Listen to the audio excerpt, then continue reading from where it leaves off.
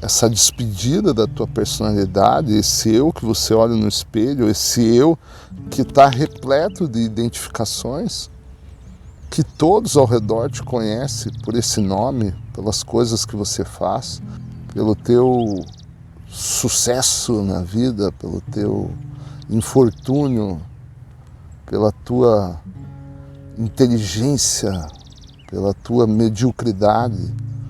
Não importa o grau aonde os outros te coloquem, isso é apenas uma percepção fundamentada na projeção deles. Tudo isso é ilusório, tudo isso é uma casca que oculta o teu verdadeiro ser. Eu posso chamar de despertar, de acordar de um sono profundo,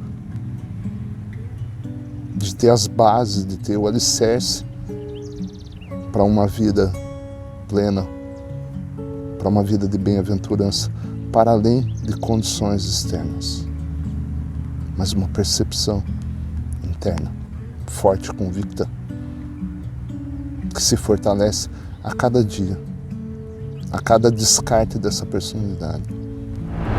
Porque eu estava com sede, eu estava morrendo de sede, a minha alma estava... Eu já sabia eu já percebia que essas fantasias humanas, que essa superficialidade da vida, do senso comum, não era ridículo para mim isso. Daí eu me tornei, e ainda talvez seja, eu me tornei uma pessoa revoltada, rebelde, porque estava todo mundo batendo palma a te defender. Quando você está criticando, quando você está julgando, e eu também o faço, mas eu percebo. Por que eu estou criticando essa pessoa? Por que eu estou julgando sorrateiramente ela? Por que o meu eu está tão inseguro que está criando esse ataque? Eu estou inseguro? Qual é o aspecto que eu estou inseguro? Eu rivalizo agora com o meu eu. Eu cresço a partir dessa rivalização. A mente humana é como uma pequena colher de sobremesa. Com essa colher a gente retira essa pequena fração do oceano, da água do oceano, e tenta mensurar, conjecturar a respeito do oceano. Essa dose, com essa pequena dose da substância do oceano, não define o oceano. E isso é um equívoco, onde você tenta assimilar, conjecturar um conhecimento para além da tua condição humana, que vai te trazer muito mais do que meros benefícios humanos, aquilo que está para além da tua concepção, dessa mente humana, dessa fração minúscula que você tenta conjecturar e compreender a vida, compreender o oceano, através dessa pequena dose. Veja, você nem experimentou essa dose. Você está falando a respeito do oceano sem ao menos viver esse conhecimento. Não vai dar certo. Por isso eu percebo ao longo da caminhada, ao longo dessas percepções, ao longo dos anos, que ao mesmo tempo que a minha percepção dessa dosagem da qual eu estou mergulhando, estou me aprofundando, eu não estou com o pé na areia, eu estou mergulhando segundo a segundo nesse oceano. E à medida que a gente vai caminhando, a gente vai aprofundando. Mas eu não posso retornar à areia com uma percepção absoluta e trazer para aquele que está às margens do oceano, para aquela que está às margens do oceano. Ela tem que ir por si só. Mas para que isso aconteça, essa pessoa tem que estar em dúvida.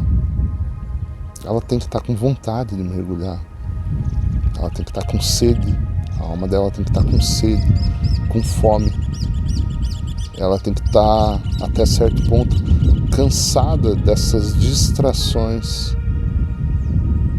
desse porto seguro, que ela está lá na areia, ela está em terra firme, e aquilo dá uma sensação de segurança, uma sensação de que apenas o vislumbre, apenas o olhar desse horizonte do oceano, ela compreende o oceano.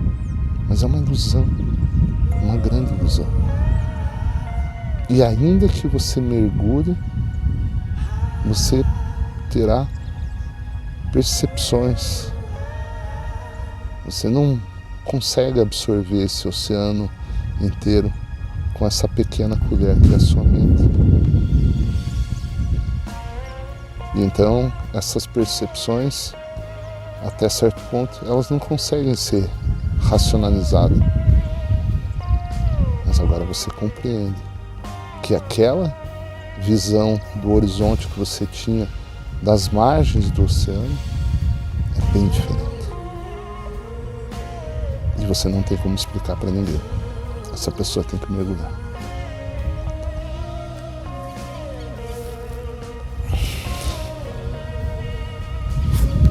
Eu retomo a leitura hoje da página 109, comecinho ali da 109, ainda falando sobre essa divisão de consciência de Cristo na persona de Jesus, tentando compartilhar com as pessoas daquele tempo o que era essa percepção do reino dos céus, essa percepção equilibrada, harmoniosa da vida, essa percepção do ser e não da persona. Algumas pessoas resmungavam. Como isso é possível? É possível estar tão vazio do eu, de desejos egoístas, inimizades, raivas, ciúmes, cobiça, de desejos de vingança, que somente Deus fique no controle de sua mente, de seu coração? Eu falava com algumas pessoas como é difícil e como gera inúmeros equívocos ao longo da caminhada, que por diversas vezes você vai falar que se entregou ao caminho, que se entregou a essa consciência divina, que está entregando a tua vida de fato, e ao longo da caminhada você vai vendo que era parcial, e que era parcial, e que toda vez é parcial. Ela vai ampliando, mas ela sempre é parcial. Porque é muito avassalador para a mente humana compreender que ela não é real. Essa despedida da tua personalidade, esse eu que você olha no espelho, esse eu que está repleto de identificações, que todos ao redor te conhecem por esse nome, pelas coisas que você faz, pelo teu sucesso na vida, pelo teu infortúnio, pela tua inteligência, pela tua mediocridade. Não importa o grau aonde os outros te coloquem, isso é apenas uma percepção fundamentada na projeção deles. Tudo isso é ilusório, tudo isso é uma casca que oculta o teu verdadeiro ser. E isso é muito difícil. E aí esse questionamento que as pessoas daquela época e desse momento, mas como que eu não sou eu? Como que a minha mente não sou eu? Novamente, colocando a analogia do início do vídeo, a tua mente é uma colher, uma pequena colher, e você está tentando compreender, você está tentando colocar a vida inteira, o oceano inteiro, dentro da tua mente, dentro da tua colherzinha, e tentar compreendê-lo a partir desse minúsculo receptor, né? Desse minúsculo recipiente, desculpa. Não vai dar certo. É um equívoco, é uma ilusão. Você precisa mergulhar nesse oceano para percebê-lo, para senti-lo, para vivenciá-lo. E então você vai descartar esse pequeno recipiente, essa colher que te dava tanta segurança às margens desse oceano. E depois, o que acontece? Perguntou uma mulher, igual um amigo me perguntou, mas qual o benefício disso, Paulo, desse conhecimento que você acessou, que você se aprofunda? Benefício de reconhecer o próprio ser, benefício de gradualmente perceber a realidade da liberdade fundamental e não liberdades adjacentes como a nossa sociedade trata. Não posso chamar de benefício.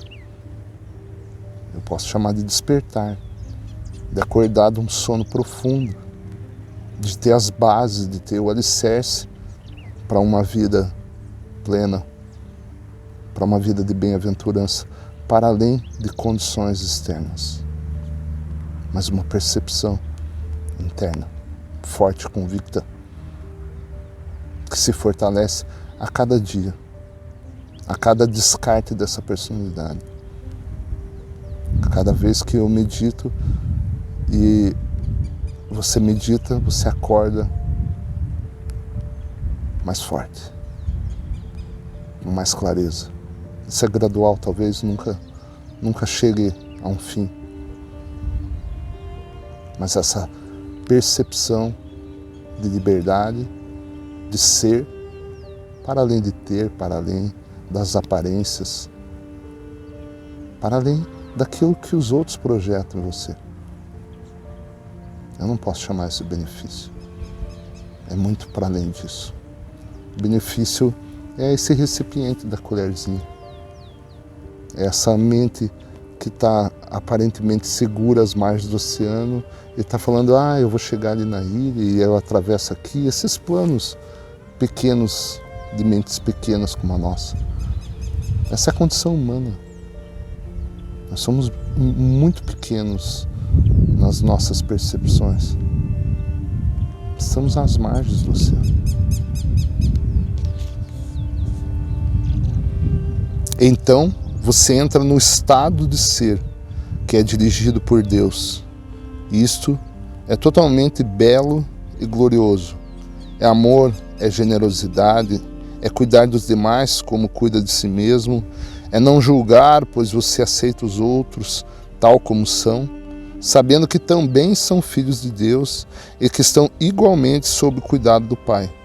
É felicidade sem medida, impossível de descrever, é sentir alegria pela beleza do mundo, é vida sem limite e energia aumentada. É saúde e é a satisfação de cada uma de suas necessidades, mesmo antes de tê-las. Mas como é que você vai conjecturar a respeito disso e perceber isso a partir de uma percepção mental, a partir das margens do oceano? Você não foi lá. Você não conhece essa paisagem que teus olhos vislumbram.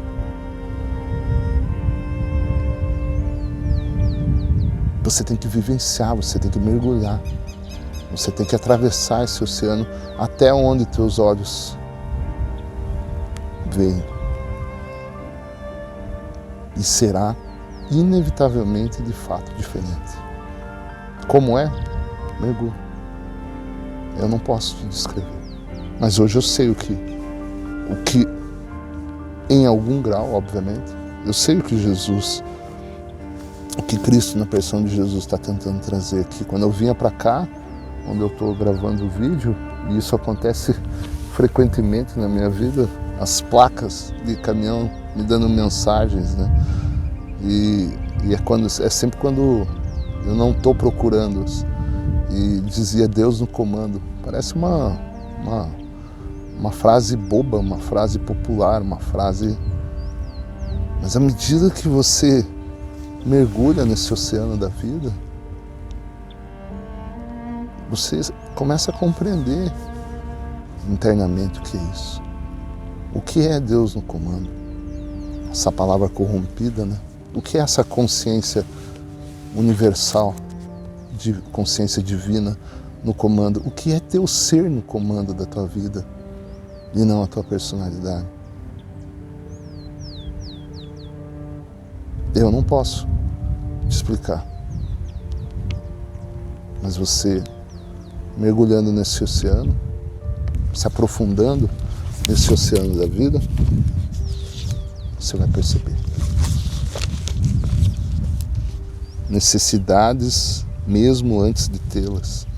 Você percebe que essa abundância, essa satisfação dessas necessidades que a gente tanto busca com tanto medo, né? Lastrado em tanto medo, é um direito teu de existência.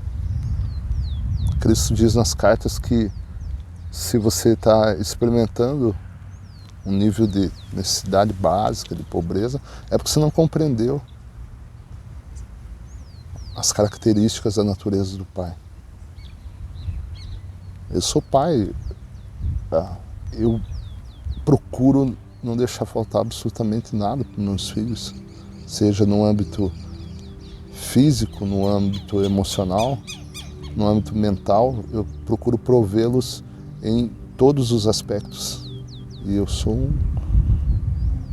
um ser humano, essa minúscula colher, que tem a natureza do Pai em cada um de nós. Ela está lá.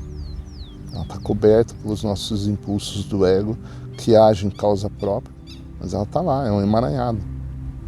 E esse oceano, que é o absoluto, que é uma natureza fundamental desse nosso ser, e é tudo isso. Não estaríamos nós obstruindo esse trabalho do Pai? E é o que Cristo traz. Se você está sofrendo de alguma necessidade básica e vivenciando isso, é porque você está de alguma maneira impedindo. O que você deve estar fazendo, o que a gente faz quando isso acontece, a gente precisa perceber. Mas é preciso ter o conhecimento. É preciso ter esse silêncio absoluto da meditação para desobstruir essas suas crenças, essas minhas crenças, as nossas crenças equivocadas, que obstruem o papel fundamental que é o Pai, Mãe e Vida. Por que os rabinos não nos contam estas coisas? Diziam várias pessoas reclamando. Por que será que ninguém conta, né? Naquela época, hoje? Eles não sabem. Cristo diz que é um conhecimento inédito, num momento que, até certo ponto, estamos preparados para recebê-lo. E o senso comum não. A grande maioria de nós não. Por quê? Porque está arraigado nessas crenças culturais, ilusórias, equivocadas. Trazem verdades, fragmentos da verdade, aspectos da verdade. Não compare aspectos da verdade com o absoluto. Você está às margens do oceano, com uma colher na mão, achando que conhece o oceano. Mergulhe. E jogue fora essa colher. Descarte. Ela não serve para nada. Ela dá uma aparência de segurança. A nossa opinião, ela cria uma aparente segurança. Ela nos dá um senso de segurança quando nós temos opiniões a respeito de determinados assuntos. São meras opiniões. Muito mais fundamentada na tua projeção dessa colher, dessa mente, do que de fato aquilo que você está vendo. A mente mente porque ela projeta. Deixa que ela seja um instrumento do teu ser para resplandecer, para transbordar aquilo que é. Porque só eu vi o Pai, somente eu sei como se fizeram o mundo e as leis da existência. E porque eu sei todas estas coisas, vocês podem vir a mim e perguntar-me, e eu revelarei tudo que me foi dado. Uma outra perspectiva, né? Alguém que está para além dessa condição limitada. Alguém que não está às margens do oceano, mas é o próprio oceano. no mínimo é necessário ouvi-lo. Para aqueles que estão dentro da sua infalibilidade, da colher.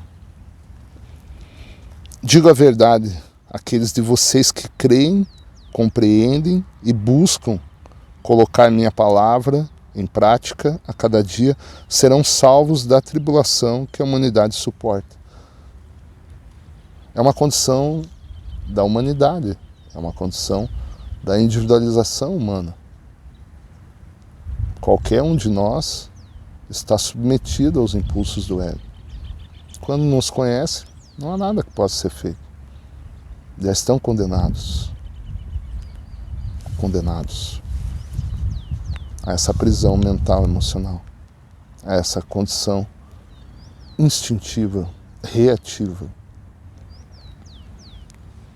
Vocês sofrem porque não entendem como foram criados e os verdadeiros propósitos para o qual nasceram.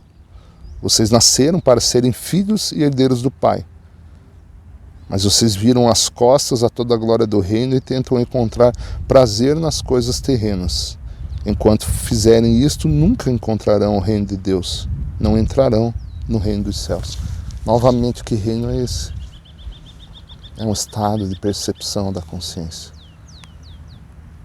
É um estado de percepção interior da vida. Como entraremos no reino? Eu já disse, vocês entrarão no reino dos céus quando se arrependerem de tudo que vocês são em seus corações e mentes. Por isso que o arrependimento é a linha divisória. Por isso que o arrependimento, a busca do sincero buscador, é básico, é fundamental para que isso aconteça.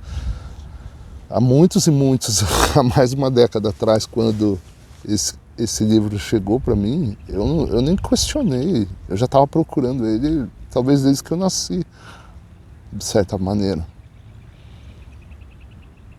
Porque eu estava com sede, eu estava morrendo de sede, a minha alma estava... Eu já sabia eu já percebia que essas fantasias humanas, que essa superficialidade da vida, do senso comum, não era ridículo para mim isso. Daí eu me tornei, e ainda talvez seja, eu me tornei uma pessoa revoltada, rebelde, porque estava todo mundo batendo palma para esses, idolatrando esses babacas. Eu falava, cara, não tem nada aí. Não tem nada aí. Para mim, não, eu quero ir para outra direção. Essa direção eu não quero. E aí, de certa maneira, isso começou a refletir na minha vida. Porque, veja, quando você chicoteia a vida te chicoteia. Nós vivemos num campo eletromagnético. E aí eu comecei a sofrer emocionalmente, mentalmente. Como todo mundo. O verdadeiro buscador, ele é um revoltado. Até certo ponto.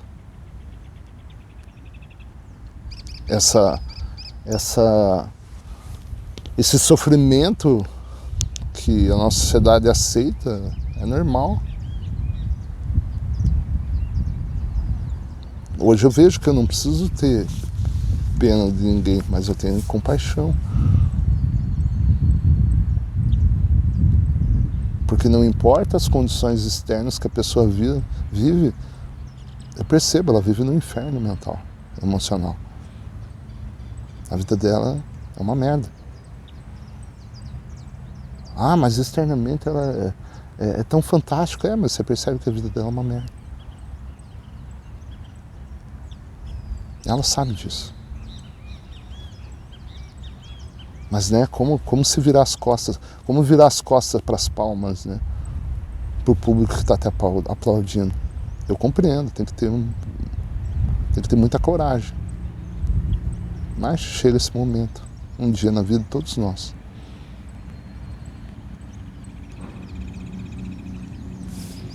Onde você abandona tudo aquilo que todo mundo acha que é, mas você já percebeu que não é. E foi nesse momento que eu encontrei as cartas. E elas me ajudaram, continuam me ajudando para compreender aquilo que me deixava revoltado. Ver até onde eu posso compartilhar, onde até infinitamente eu vou continuar buscando e até onde eu preciso, eu devo compreender esse palco da existência humana, que não há nada que pode ser feito. Eu não posso convencer ninguém. Eu posso apenas compartilhar. Imagino que foi a intenção de Cristo. Ele também sabia disso, sabe disso. A consciência dele.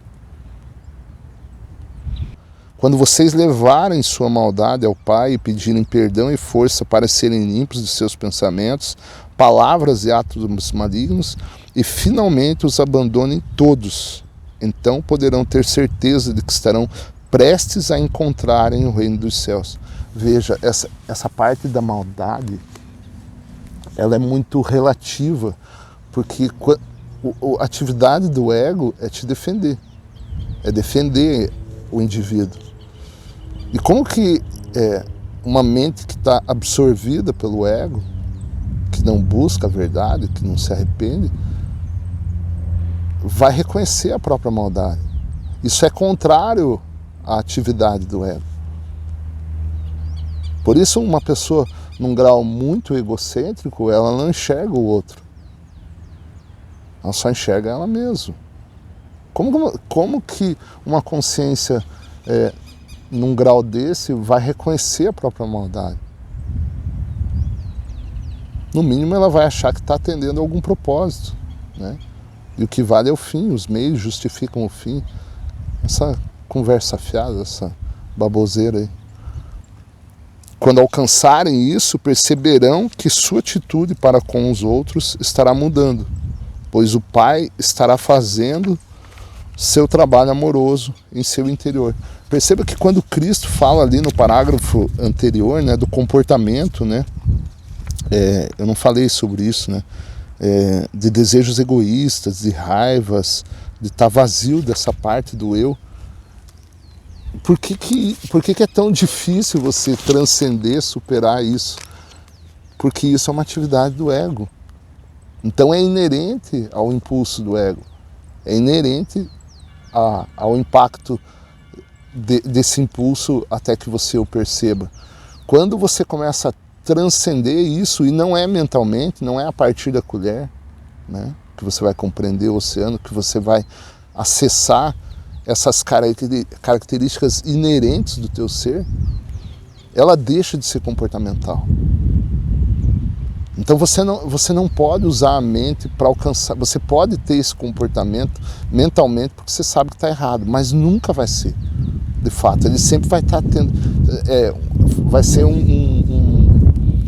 círculo de atenção, de você se comportar assim, porque é coerente, porque é comportamental, a palavra é essa. Não vai mais ser comportamental, porque isso é intrínseco ao teu ser, isso é a atividade dele, isso é o teu ser. O teu ser é isso. Ele não vai julgar, ele não vai denegrir, ele não vai ter essas atividades do eu que fundamentalmente elas servem a um propósito só. É que você não percebe, é te defender. Quando você está criticando, quando você está julgando, eu também faço, mas eu percebo. Por que eu estou criticando essa pessoa? Por que eu estou julgando sorrateiramente ela? Por que o meu eu está tão inseguro que está criando esse ataque? Eu estou inseguro? Qual é o aspecto que eu estou inseguro? Eu rivalizo agora com o meu eu. Eu cresço a partir dessa rivalização. Em muitos momentos a rivalização é cansativa, é dolorida, mas isso faz parte do processo.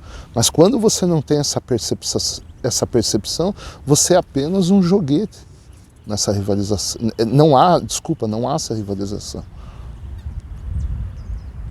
Você é reativo, você passa pela situação, reage a ela de determinada maneira e é totalmente inconsciente do que o motivou. Vocês estarão livres das correntes e amarras dos desejos e atos malignos que antes os aprisionavam e os faziam cativos no mundo. Mais do que isso, compreenderão que o Pai satisfaz todas as suas necessidades. Então, gradualmente, você vai se libertando dessa atividade egocêntrica que cada ser humano, cada indivíduo, cada entidade que habita esse planeta sofre. Isso é intrínseco à existência humana. Não há como escapar, não há escapatória desses impulsos, nunca houve. Isso é o que Cristo tenta nos ensinar. Mas agora você é consciente ou está se tornando gradualmente consciente de todas essas leis desse grande jogo da vida. O que eu quero que você entenda com meus vídeos, que eu quero compartilhar com você, é que você está no grande palco da evolução. O lugar para nós evoluirmos, e por favor, né, evoluirmos no sentido de consciência. Não para isso que a nossa sociedade imprime. E só há uma maneira de ocorrer essa evolução, que você se conscientize dessa prisão mental, emocional, que todos nós estamos submetidos. A partir do reconhecimento dessa atividade do ego, você se torna gradualmente consciente dessas regras do jogo. Você está jogando um jogo que você não sabe as regras. Existem regras intrínsecas a essa existência. Leis como Cristo traz. Regras do jogo. E você não compreende a regra do jogo. A nossa sociedade está buscando ter sucesso lá fora. A partir de coisas, a partir de ambientes externos. Eu não estou dizendo, obviamente, que isso não tem o grau de importância. Tem, mas não é desse equilíbrio que a nossa sociedade sofre. Ela sofre de uma compulsão extrema em inúmeros aspectos, mas todos lá fora, todos no horizonte desse oceano, projetando aquilo que imagina ser a partir dessa margem do oceano. É evidente que vai dar errado, em algum aspecto, mas você só vai compreender quando chegar lá. Não precisa acontecer isso. Não precisa. Com as regras do jogo na mão, você se liberta dessa compulsão.